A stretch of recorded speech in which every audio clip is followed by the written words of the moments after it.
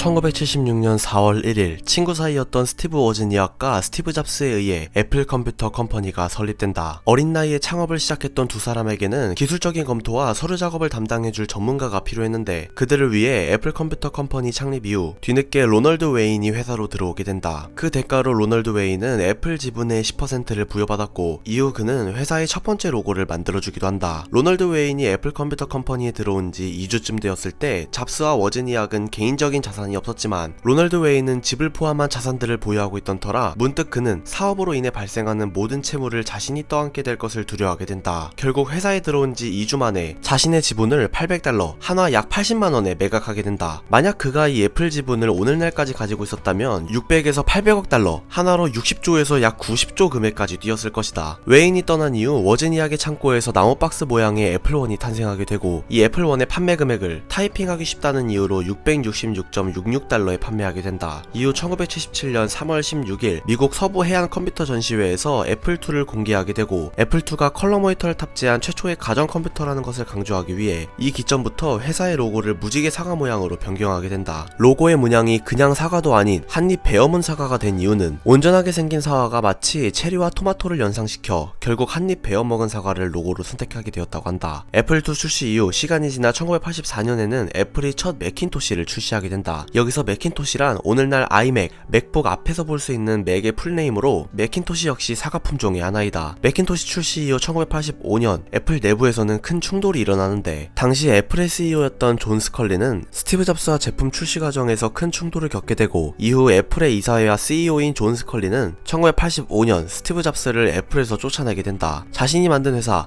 그리고 자신이 고용한 CEO에게 쫓겨난 스티브 잡스는 이후 넥스트라는 회사를 설립하여 넥스트 스텝과 오픈 스텝이라는 소프트웨어를 개발하게 된다. 이 소프트웨어들은 이후 OSX의 기반이 되기도 한다. 시간이 더 지나 스티브 잡스가 없는 애플은 경제적으로 좋지 못한 상황에 처하게 되는데 결국 1996년 애플은 넥스트를 인수하게 되고 스티브 잡스는 다시 애플로 돌아올 수 있게 된다. 잡스가 돌아온 이후 모든 프로젝트를 갈아엎고 매킨토시 3세대, 아이팟 같은 새로운 제품들을 출시하게 되고 이후 2007년 아이폰이 세상에 공개되게 된다. 2007년 아이폰 공개 당시 스티브 잡스는 직접 애플 컴퓨터에서 애플로 간략하게 회사 이름을 바꾼다고도 소개한다.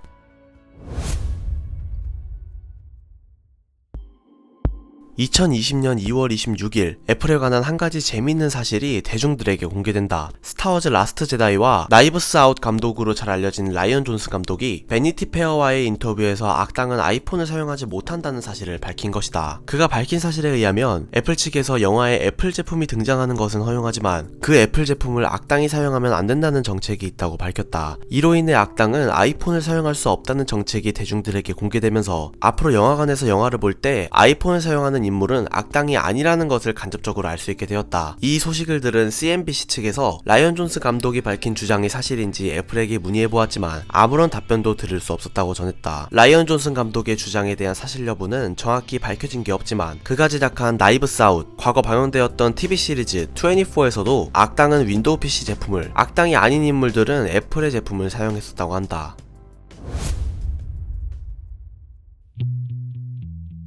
앞서 언급했듯 스티브 잡스는 애플에서 쫓겨난 뒤 넥스트라는 회사를 설립하면서 재기를 꿈꾸게 되는데 여기서 그가 투자한 회사가 하나 더 존재한다. 그 회사의 이름은 바로 픽사 애니메이션 스튜디오. 스티브 잡스는 애플 컴퓨터 판매로 모아둔 자금을 이용해 픽사를 인수하려고 했는데 이때 픽사의 경영진은 장편 컴퓨터 그래픽 애니메이션을 만드는 픽사를 지원해야 한다는 조건을 내걸었고 이를 받아들인 스티브 잡스는 픽사를 인수하게 된 것이다. 스티브 잡스의 픽사는 1995년 토이스토리를 세상에 공개하게 되면서 전 세계적인 큰 성공을 이뤄냈고 이후 잡스는 부도 직전 위기에 몰린 애플에 복귀하게 되어 애플을 위기에서 구해주게 된다. 픽사의 재정 상태가 좋지 못했음에도 전 재산에 가까운 금액을 투자하며 픽사의 지원을 아끼지 않았던 스티브 잡스. 지금의 픽사를 만들어줬다고 할 수 있는 스티브 잡스의 공을 기리는 의미에서 픽사에서는 현재 본사의 건물 이름을 스티브 잡스 빌딩으로 정하기도 했다. 애플사의 아이폰, 아이패드, 맥북의 광고에는 한 가지 공통점이 존재한다. 이 제품들은 모두 9시 41분이라는 시간에 머물러 있다는 것이다. 사실 아이폰 1 광고 때만 해도 오늘날과는 다르게 9시 42분을 표기하고 있다. 2010년 아이패드를 처음으로 공개하면서 42분에서 1분을 앞당긴 9시 41분을 이때부터 표기하기 시작한다. 이 기점으로 오늘날까지 애플의 모든 광고에는 9시 41분이 등장한다. 하지만 애플워치인 경우는 조금 다르다. 애플워치 광고에서는 시계가 항상 10시 9분을 향하고 있는데 보통의 다른 브랜드 시계들은 광고나 사진을 찍을 때 중심에 있는 브랜드 로고를 눈에 띄게 하기 위해 시계의 시간을 10시 10분으로 맞춰놓고 찍는 것이 대다수인데 애플은 이 10시 10분보다 1분 더 빠른 10시 9분을 향하고 있다. 1987년 매킨토시2와 함께 매킨토시 SE라는 제품이 등장했었다. 1989년에 가선 애플에서 매킨토시 SE 버전의 업그레이드 기종을 출시하게 되는데 당시 애플에선 프로세서가 업그레이드된 맥 이름 뒤에는 전통적으로 X라는 이름을 붙였었다. 전통에 따라 매킨토시 SE 버전의 업그레이드 기종에도 X를 붙이려고 했지만 붙이게 되면 매킨토시 SE X가 되어버려 결국 업그레이드 기종의 이름을 매킨토시 SE 30으로 출시하게 된다.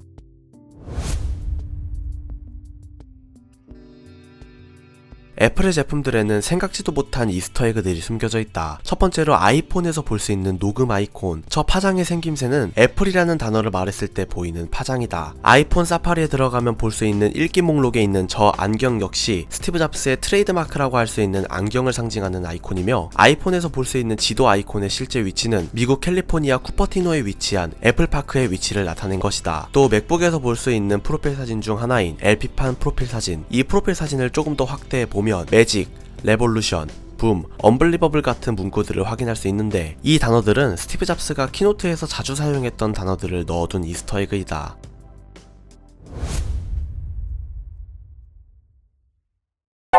오늘날 맥북에서도 들을 수 있는 경고음, 소수미. 이 소수미 경고음은 과거 매킨토시에 사용되었던 경고음이기도 하다. 하지만 소수미 경고음이 탄생하게 된 역사는 생각보다 복잡하다. 과거 1968년 비틀즈는 애플콥스라는 회사를 만들어 애플 레코드라는 음반사를 만들었었다. 하지만 1978년 애플 컴퓨터가 세계적으로 알려지기 시작할 시점 애플 컴퓨터 상대로 상표권 침해 소송을 걸게 된다. 1981년 결국 애플 컴퓨터 측에서는 8만 달러를 물어주게 되고 애플 레코드와 애플 컴퓨터는 서로 음악 분야와 컴퓨터 산업을 서로 침범하지 않겠다는 조약을 걸면서 시끄러웠던 상표권 소송은 잠시 잠잠해지게 된다. 하지만 애플은 계속 나아가야 했다. 애플은 이후 출시하는 컴퓨터에 사운드 카드 그리고 경고음과 효과음을 위한 사운드들을 계속해서 집어넣었고 시간이 지나 애플에서는 아이팟과 아이튠스를 공개하면서 2003년 애플 레코드와 애플 사이에 상표권 소송 2차전이 벌어지게 된다. 하지만 2차전이 벌어졌을 때 애플은 이미 무슨 제품을 내놓아도 잘 되는 상승세의 길을 걷고 있었다. 결국 애플은 2007년 5억 달러 이상을 지불하며 애플 상표권을 모두 사들이게 되었고 길었던 상표권 분쟁에서 승리하게 된다. 소수미 효과음 역시 이 과정에서 탄생하게 된 경고음으로 소수미는 so sumi, 한국어로 해석하자면 자, 고소해봐 정도의 의미로 해석할 수 있다.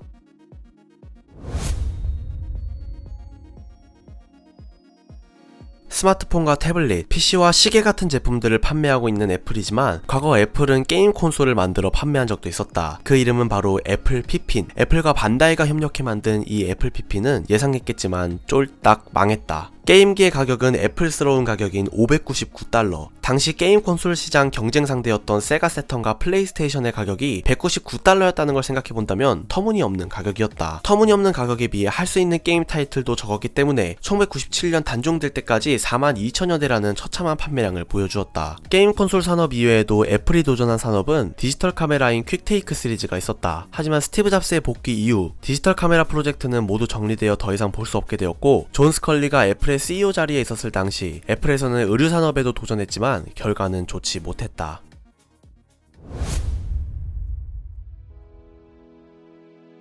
아이폰의 시작을 알린 아이폰 1. 원래 아이폰은 스티브 잡스가 아이패드 프로젝트를 진행하는 도중 터치 기능을 갖춘 기기를 태블릿보다 핸드폰에 먼저 적용시키는 게 나을 것 같다는 생각에 애플 내부에서 최정예 직원들을 뽑아 비밀스럽게 진행한 프로젝트이기도 하다. 하지만 2007년 맥월드에서 처음 공개되었던 아이폰 1이 프레젠테이션 도중 오류 없이 작동되었던 건 거의 기적이나 다름없었다. 키노트 당시 스티브 잡스가 시연했던 아이폰 1은 프로토타입 모델이었고 중간중간 오류와 버그들도 많이 발견되었기 때문에 이 오류와 버그들을 문제들을 시연 도중 최소화하기 위해서 애플 직원들이 스티브 잡스에게 직접 아이폰의 기능 발표 순서를 적은 대본을 전달했다고 한다.